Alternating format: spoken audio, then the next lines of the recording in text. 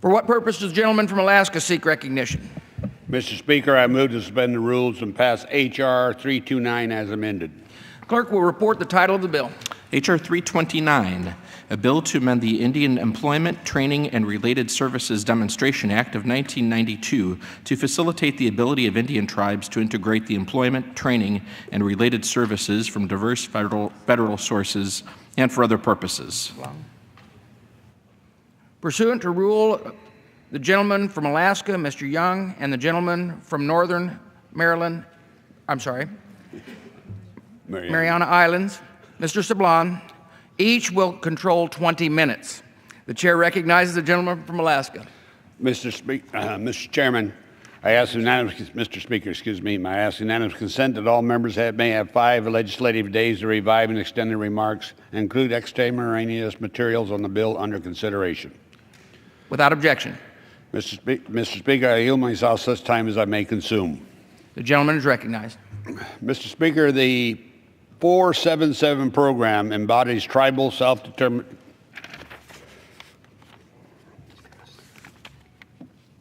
My bill, the Indian Employment Training Related Service Consolidation Act, will empower tribes and tribal organizations to offer workforce development initiatives that uplift Native communities throughout the country. The bipartisan legislation will make Tribal 477 program permanent and make improvements to this administration. The 477 program was established in 1992. By the way, I was sponsor of that legislation at that time also, as a demonstration program. It allows tribes to combine employment, child care, and job training funding from a variety of federal sources to conduct consolidated comprehensive reporting. This has enabled tribes to run innovative programs and save both tribes and federal government money and resources. I would suggest respectfully that this is a great piece of legislation. It allows tribes for self-determination by allowing the tribes to have opportunities tailored to unique needs of their communities. Significant education and training needs exist in Indian country, and 477 program has a proven track record of success.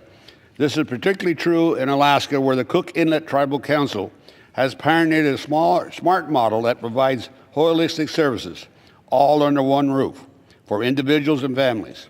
My bill improves accounting procedures and reporting mechanisms to uphold the original intent of the program, ensure that agencies treat tribes fairly, and sets the foundation for participants' continued success.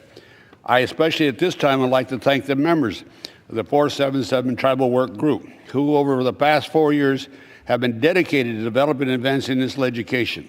Without their group's tireless advocacy, this bill would not have been possible. I'd also like to thank Chairman Bishop of the Interior Committee, and the Ranking Member Grijalva, and their staffs for their work on the bill and commitment to advancing it through the committee process. I specifically would like to recognize Ken Dangerfielder of Chairman Bishop's office and Alex Ortiz on my staff. Finally, I'd like to offer my thanks to Chairman Brady, Chairman Klein, and Chairman Goodlatte, and their staffs for working together with the committee to which I serve to approve this bill.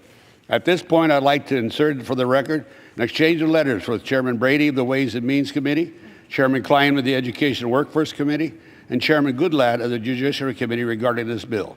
I'd like to thank them for agreeing to help expedite consideration of this bill today. And I urge the adoption of H.R. 329 and reserve the balance of my time. Gentleman from Alaska reserves. Gentleman from the Northern Mariana Islands is recognized. Mr. Speaker, I yield myself as much time as I may consume. Gentleman is recognized.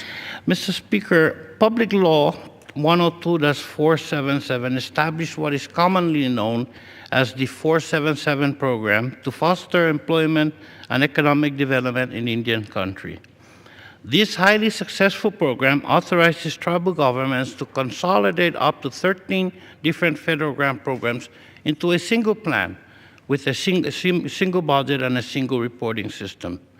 Current participants in the program have significantly improved the effectiveness of the delivery of services included in their 477 plan while lowering administrative costs. These cost savings have then translated into more and better direct services for their communities.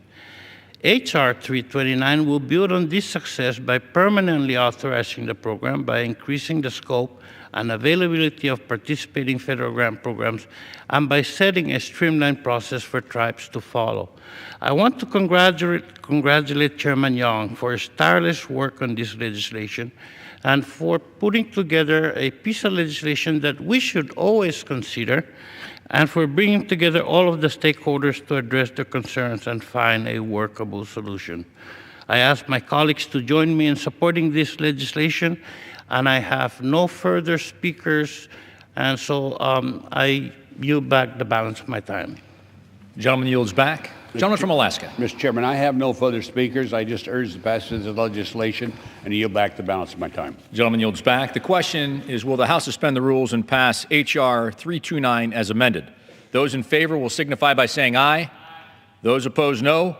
In the opinion of the chair, 2/3 being in the affirmative, the rules are suspended. The bill is passed. And without objection, a motion to reconsider is laid on the table.